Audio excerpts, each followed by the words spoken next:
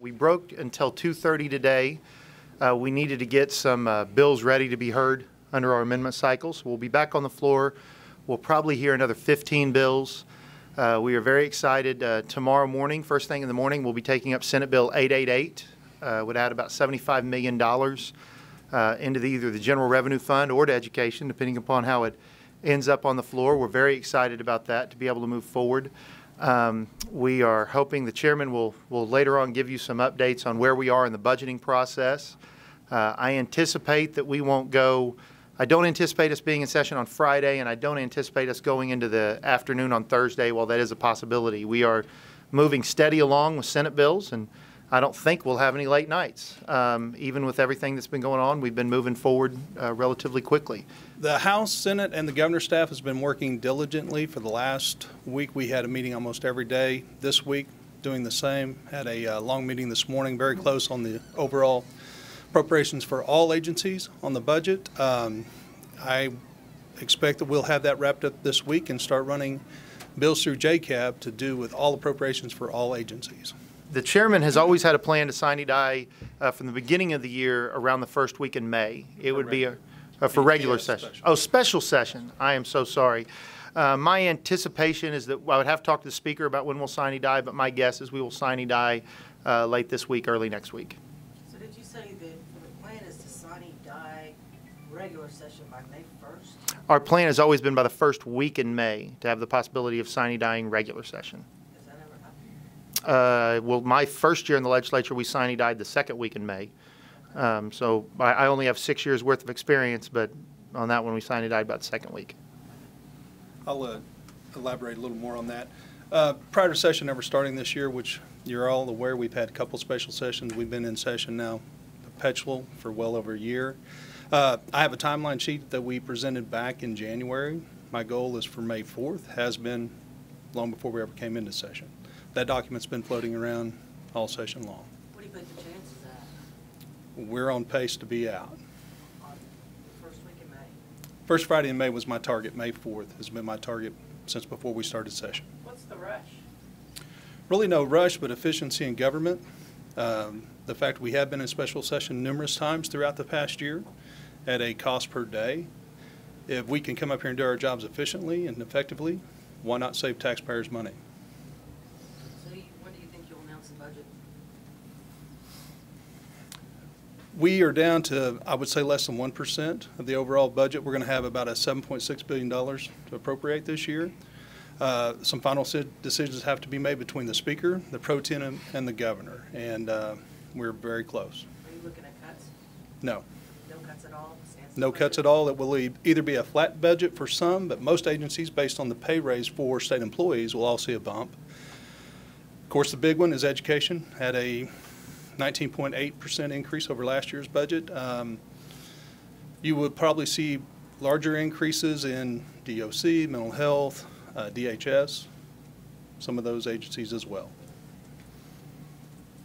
And I think one of the keys we want to make sure is kind of hit home in this process is there will not be a cut budget this year. This will be a robust increased budget. The 19.7%, 19.8% increase for the education budget is funded without a cut to core services. One of the things that somehow is getting lost in some of the messaging out there is you take what happened, for example, in West Virginia. The teachers there were able to accomplish a 5% increase in pay at the expense of cuts to core services. You know, some of the headlines I'm seeing for what's happening in Kansas is they say Kansas is looking for a $500 million increase in education. Well, that's true, but when you open the rest of the story, you see Kansas is looking for a $500 million increase in education over the course of 3 years. Educators in the state of Oklahoma have secured a $460 million increase in education from year one, with the possibility and the desire of both parties, both caucuses, saying we want to move forward and continue to put money in the funding formula. When you look at what's happened in Arizona, there haven't been talks nearly as robust as what's happened in the state of Oklahoma. I think something that shouldn't be lost in this when we talk about the budgeting process is the historic gains that education has made in year one, not just in the state of Oklahoma. Obviously, the largest, I mean, we know education has secured the largest single-year increase in the history of the state of Oklahoma, but when you compare nationally what Oklahoma educators have been able to accomplish, and that's really who's accomplished it, when you compare nationally what Oklahoma educators have been able to accomplish on a nationwide scale, they've been able to accomplish more than any other state in the union. As we're pushing for that forward, and that's not at the expense to core services. Core services like mental health, Department of Human Services, DOC, those are going to receive increases, not just be held flat, but receive increases. What's the most frustrating thing you've heard in that regard? I could phrase it another way. What's the dumbest thing you've heard? I think the media in the state of Oklahoma doesn't say dumb things, so I don't know what it could mean. So they say, well, one of the, I don't know that there's any dumb things or there's any frustrating things, but I do think that and as politicians, we have to own messaging. If there's messaging problems, then we have to do a better job getting the messaging out. When I went to church this Sunday, I have people that don't understand that education has received a 19.8, almost 20% increase. I don't think we're hitting that home enough. We are hitting home that we're not done. We've always said this is going to be a 3 to 4 year process. We're going to have to move forward. But the magnitude at which education has been able to accomplish in year one, I think that should happen. I think I would love to clear up a little bit too on what happened on House Bill 1014 the other day when we're talking about House Bill 1014. I know there's some confusion there. House Bill 1014, while it did move the gas tax from year one to year two to roads and bridges, it moved an equal amount of income tax from off the top income tax into the general revenue fund. So for purposes of education, that was a bipartisan vote and a bipartisan pro-education pro-education move, because you were replacing an unstable source of revenue into the general revenue fund, the gas tax, with a stable source of revenue, the income tax. Both Representative Rosecrans has put a similar post out on Facebook that for education funding, that's been a good move. I think we have a lot of educators that for some reason they heard the first part, that the gas tax was moved into the general revenue fund, but it's very important they hear the second part. The income tax, which had gone off the top to roads and bridges, was then moved into the general revenue fund to replace that money with a stable funding source. And I guess I'd say the third thing is the stability of the funding sources. We're also hearing messaging that this is a one-time thing or not reoccurring revenue. Everything we've done is reoccurring. Educators have no fear that they're not going to be able to continue with that 20% increase. And as a matter of fact, they've been guaranteed by both the majority and the minority that this is the first year of a process to move forward. I would love to see the stories in the state of Oklahoma focus on what we've accomplished this year, because it has been historic. And when we start talking about what we've been able to accomplish compared to other states, state of Oklahoma and educators in the state of Oklahoma have a very strong story to tell, and I think we need to tell that side of the story. Let me follow up on 1014 real quick, would you? And then I'll come back. One other thing that's in 1014 XX that basically is reconciling of accounting. There's another fund that is mentioned in there, and it's the CERB fund, County Roads and Bridge Fund. Right now, the cap on it's $120 million. It hits that every year. When it hits that cap, that money was spilling over into GR. To clean up the books, if you have tax on motor vehicles or fuel, you should be putting that money into the infrastructure, roads and bridges. So another part of that bill, no one has talked about it yet. The spillover on the CERB fund does not go to GR anymore. It goes to the roads fund. Dollar for dollar, the income tax money that we're sending out GR to hit the cap on the roads fund of $575, we'll be able to pull that exact same dollar down. We'll have it in GR to appropriate to all state agencies, including education, to fund the government. But I want to clarify that also. When does Tom Covert's group files a commission petition, a referendum, or whatever you want to call it? When does the clock start ticking? There seems to be some disagreement. Has there been So we have staff looking into that right now. Here's my understanding, and I don't have a memo from staff so I don't pretend to be an expert on this subject of this article of the Constitution. But my understanding, any referendum petition would have 90 days from sine die, so that would be 90 days from sine die of special session in order to collect those signatures. My understanding is once those signatures are filed with the Secretary of State, collections would stop. Apologize, excuse me. Now, it's important to note that because these are revenue-raising measures, they wouldn't start collection for 90 days anyway. Then the legislature would have a couple choices, as with the governor. They could either call a special election in order to put that on the ballot to avoid any prolonged delay so we know where we stand, or that could be put on the primary ballot, the runoff ballot, or the general election. A lot of that will probably depend on when those signatures are collected and when that all takes place. So would you say if they're in the collection process and they get it on the ballot, would that put a halt to any tax increase pending the outcome of this, or how does that?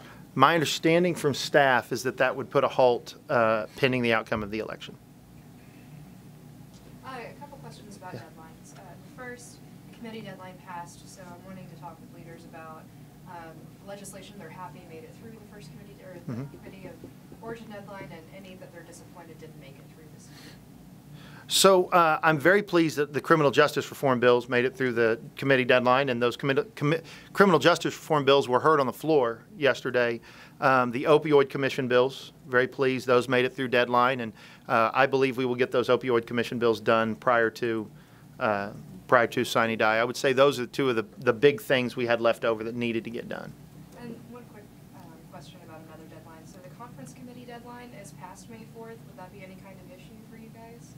I would encourage any member that has conference committees that they need to get taken care of to start taking care of them. I have conference committees that have already been signed out that have been moved forward. I would encourage members to move quickly.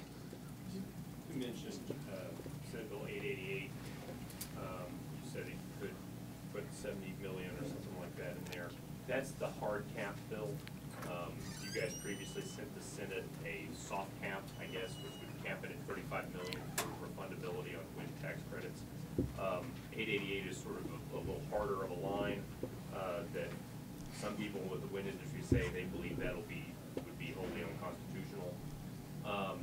What is your opinion?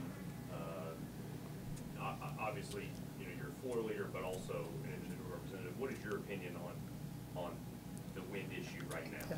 Senate Bill 888 ends the wind refundability of the income tax credit. So what that means is companies would still receive the income tax credit, but what happens right now is we cut a check. The state of Oklahoma cuts a check to companies that have no tax liability in the state of Oklahoma. So as a result of receiving that zero emission credit, that's something I think a lot of people didn't know that's come to light for teachers during this strike. It's not just a income tax credit, it's an income tax credit for companies that have no tax liability in the state of Oklahoma. So we cut about $75 million worth of checks. It's actually a large wealth redistribution process from central Oklahoma and eastern Oklahoma to western Oklahoma. While we're taking that money that could be spent on education, on health care, on DOC, on other core services, and transferring that to companies, to individual companies without tax liability. I think it's unlikely that would be found unconstitutional. I don't think that the state of Oklahoma is required to purchase its own tax credits. That would be a very strange constitutional ruling, and I think that's highly unlikely. The other argument would be you can't go retroactive. That argument lacks a lot of credibility with me for anyone that voted for a retroactive change of the GPT, I being one of those people that voted for a retroactive change of the GPT. We took wells that were told they would be 2% for 36 months, and if they were on month 12, we changed them to 5%. Well, that's a similar situation that we're talking about. We would be saying you can still have your tax credit. We just aren't going to cut you a check. We're not going to take your money, Trace, or my constituents' money, and then cut that check to a large corporation but that didn't have tax liability. But if they decided to open up a presence in the state of Oklahoma, House District 90 is waiting and willing, and we'd love to have them here, and have some corporate tax liability, they could have that tax credit, and they could employ Oklahomans, and they could then take that credit that they've been promised. Is there any concern that that revenue stream is going going to dry up when zero emissions tax credits are no longer existing? Well, it's not a revenue. I wouldn't equate it as a revenue. It's not a revenue stream. It is an expense. So, in your home, you can do one of two things. You can get a second job, or you can get rid of cable. This is getting rid of cable. So when I get rid of cable, that revenue stream doesn't go away, or at least that lack of an expense doesn't go away. I'm capturing that revenue at an earlier date. The wind industry equates this move to put a hard cap on it as essentially pulling the rug out from under them, saying they were promised an incentive to come in here. Now you guys don't like it. Now you're taking away, you're jeopardizing their financing agreements for these wind developments. How do you respond to that? Yeah. So let's be clear. This is not a cap. So Senate Bill 888 is not a cap. There are cap bills out there. Senate Bill 888 is not a cap. What Senate Bill 888 says is we will not give refundability of a tax credit. We will not cut you a check when you have no tax liability inside the state of Oklahoma. I would argue that that argument is identical to the argument the oil and gas companies were making when they said you can't raise an existing well that's at 2% for 36 months. You can't raise that well because you gave us an incentive to come here and you promised me 2% for 36 months, so you can't raise that tax. Well, the vast majority of the legislature decided that tax policy was in the purview of the Oklahoma legislature. So it would appear to me it's the if me, then you argument.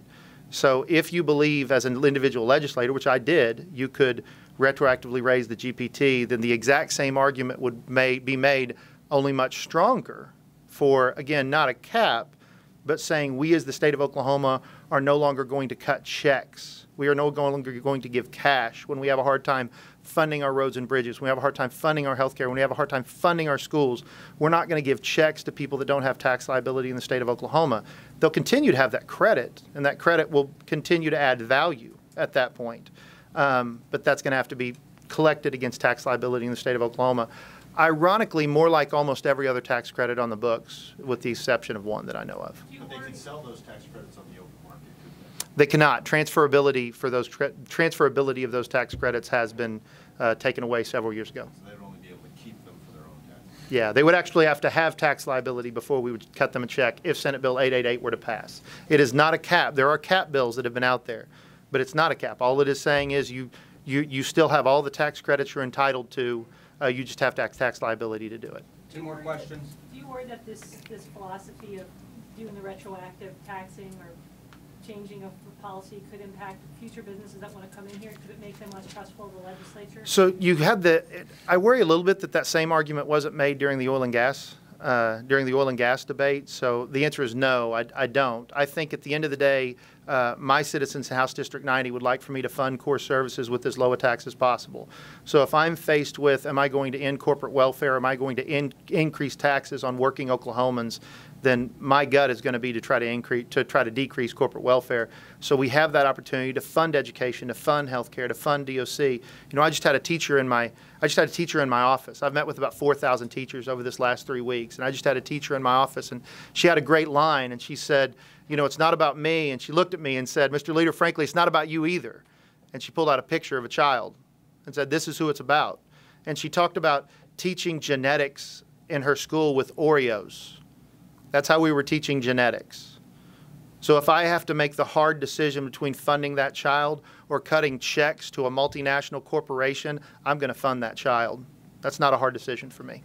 One more question on the wind thing. I'm sorry, Brett, that maybe you're sick.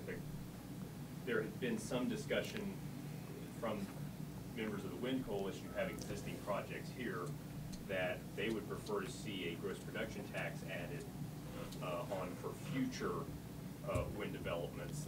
That's companies that don't have existing projects here say, wait a minute, that would disrupt our future developments. A GPT would take 76 votes, which would mean members of your esteemed colleagues on the Democratic side would need to be informed on that. Where does that discussion stand? I would happily fall back to a GPT. There are two issues going on with the GPT right now. I have been informed by the minority party that they do not want a GPT unless what has been referred to as Section 9 is in the bill. Section 9 is the provision of the bill that says that we can no longer, for lack of a better word, mess with the tax credits for the wind industry.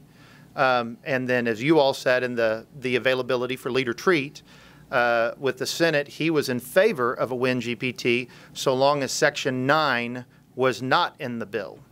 So has often what happens with me as the majority leader, as I've said before, I'm an easy yes vote. I'm a yes with Section 9 not in the bill. I'm a yes with Section 9 in the bill. We could have the support in our caucus.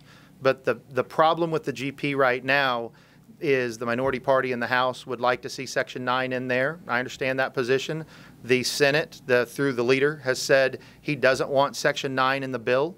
I understand his position too. We are in the middle saying we're a yes. We would be willing to do that. But here's what we're not willing to do. We're not willing to hold off on doing something for the children in the state of Oklahoma while we figure out how we're going to handle that GPT issue. If either side budges, we can find a way to run the GPT, and that's the direction we'll go.